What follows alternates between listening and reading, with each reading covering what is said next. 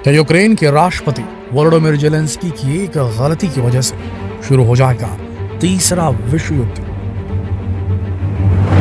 Ukraine आज पूरे दमखम के साथ रशियन सोल्जर्स का सामना कर रहा है। दुनिया भर में लोग यूक्रेन की जनता और उनके राष्ट्रपति वोलोडिमिर जेलेंस्की के जज्बे को सैल्यूट भी कर रहे हैं।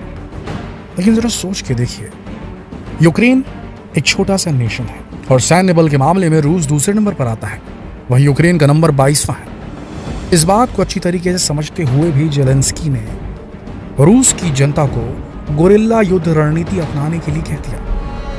राजधानी कीव समेत यूक्रेन के दूसरे शहरों में रूसी सेना से जंग लड़ने के लिए आम लोग ऑटोमेटिक राइफलें लेकर खड़े हैं। खुद जेलेंस्की द्वारा ये बांटी जा रही है, ट्रेनिंग दी जा रही है आम लोगों को जंग लड़ने की। यूक्रेन के उपराष्ट्रपति, प्रधानमंत्री, मंत्री, सांसद, शहरों के मेयर, यूक्रेन के सेलिब्रिटीज, मॉडल्स, खिलाड़ी सब हथियार लेकर रूसी सैनिकों से लोहा लेने के लिए मैदान में उतरा है। यूक्रेन की सड़कों पर खुलेआम पेट्रोल बम बनाए जा रहे हैं। ऐसे में यूक्रेन के सोल्जर्स के साथ साथ सैकड़ों की संख्या में यूक्रेनी नागरिक भी मारे जा रहे हैं। याद रखिए, रूस एक बहुत बड़ी कंट्री है। उसकी सैन्य फोर्स जो है, उसकी आर्मी की जो पावर है वो कहीं ज्यादा है यूक्रेन से। कोई भी समझदार लीडर होता तो वो मना कर देता, कम से कम वो सरेंडर नहीं करता भले, लेकिन कम से कम कोई संधि करता, कोई समझौता करता। क्योंकि किसी भी लीडर की एक सबसे बड़ी जिम्मेदारी होती है कि वो अपने चाहने वालों की, अपनी प्रजा की रक्षा सबसे पहले करे। लेकिन जो काम जेलेंस्की कर रहे हैं, ठीक है, सभी को अपनी आज़ादी के लिए लड़ने की पूरी आज़ादी होती है, सबको हक है अपनी आज़ादी छीनने का, लड़ने का। ये बात सच है। लेकिन जब बात यहाँ तक आ चुकी है कि आर और पार की लड़ाई है, ऐसी स्थिति में क्या एक समझदार लीडर की तरह जेलेंस्की को रुक नहीं जाना चाहिए?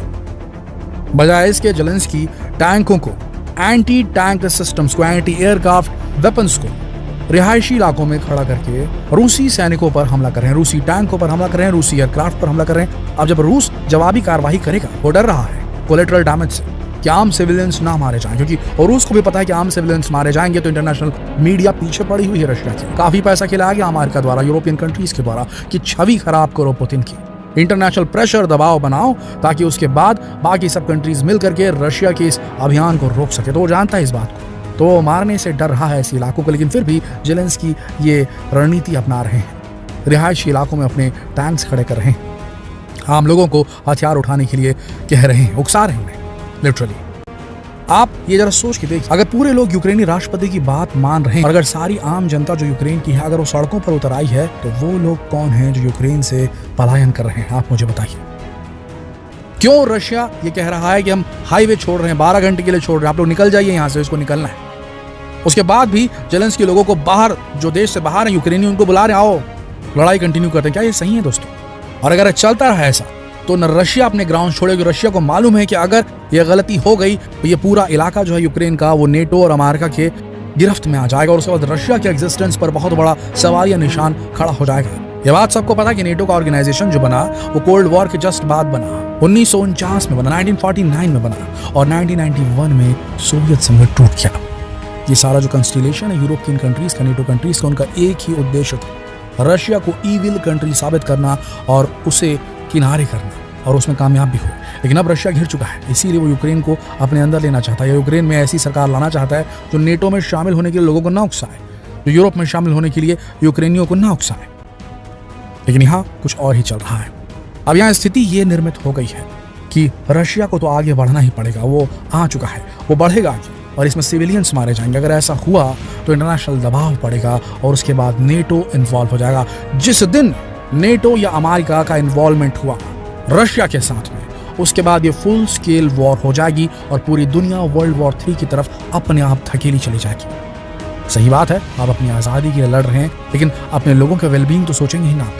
कोई भी लीडर है वो अपने लोगों के बारे में सोचता है, अपने देश की जनता के बारे में सोचता है। जेलेंस्की यहाँ गलती ना सिर्फ अपने देश की जनता के साथ कर रहे हैं, बल्कि पूरी दुनिया को वर्ल्ड वॉर 3 की तरफ ढकेलने के लिए वो इनडायरेक्टली हेल्प कर रहे हैं। आपको नहीं लगता ऐसा?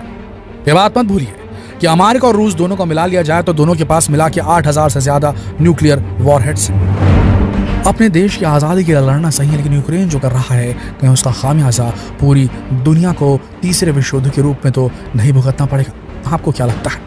क्या जेलेंस्की जो कर रहे हैं वो सही कर रहे हैं? अपनी राय कमेंट सेक्शन में जरूर लिखें और जितना हो सके ये सवाल दूसरे देशवासियों से पूछने के लिए इस वीडियो को शेयर करें फेसबुक पर, व्हाट्सएप पर, यूट्यूब पर। धन्यवाद।